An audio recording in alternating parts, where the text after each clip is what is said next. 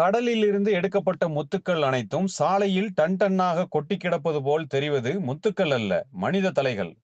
அதன் நடுவே வைரத்தை போல் மின்னி பவனி வருகிறார் தாவேகா தலைவர் விஜய்.